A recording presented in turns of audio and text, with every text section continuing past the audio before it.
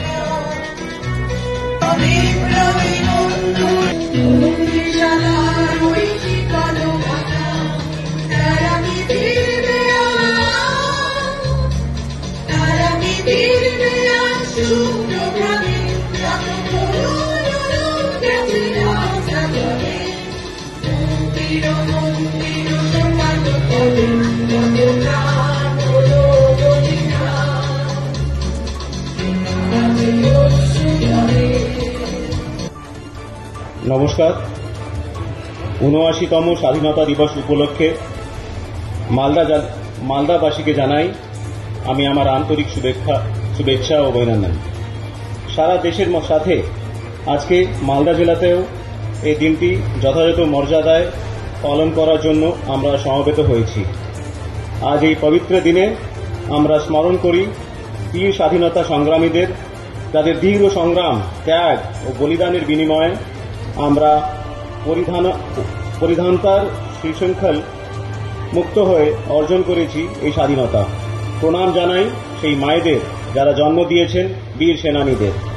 প্রণাম জানাই তাদের যারা স্বাধীনতা যুদ্ধে নিজেদের জীবন উৎসর্গ করেছেন। আজ জাতি, ধর্ম, বর্ণ সব ভেদাভেদ ভুলে আমাদের প্রতিজ্ঞাবদ্ধ হতে হবে, দায়িত্ব নিতে হবে এই স্বাধীনতা সুরক্ষিত করার। বিবিধের মাঝে মহান এই মিলন ক্ষেত্র ভারতের গরিমা রক্ষায় ছাত্র যুব সমাজকে নিতে হবে অগ্রণী ভূমিকা। কোন দেশের নাগরিক সমাজ সুশিক্ষিত হলে তবেই সেই দেশের স্বাধীনতা সুরক্ষিত থাকা সম্ভব। আমাদের গড়ে তুলতে হবে এক সুশিক্ষিত নাগরিক সমাজ। আসুন আজকের এই শুভ দিনে অঙ্গীকার করি এই ভেদাভেদহীন নাগরিক সমাজ গড়ে তোলার।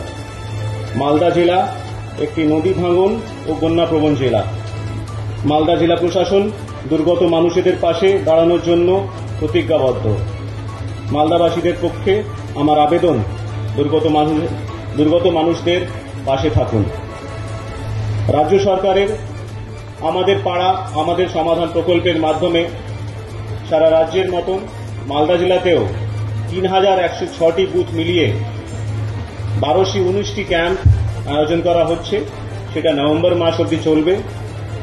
এই ক্যাম্পের মাধ্যমে বা এই প্রকল্পের মাধ্যমে মানুষ সরকারি পরিষেবা পাবেন এবং বুথে বুথে যে ইনফ্রাস্ট্রাকচারাল গ্যাপস আছে তার ডেভেলপমেন্ট হবে। মালদা জেলা প্রশাসন এই কর্মসূচিকে সফল করতে বদ্ধপরিকর।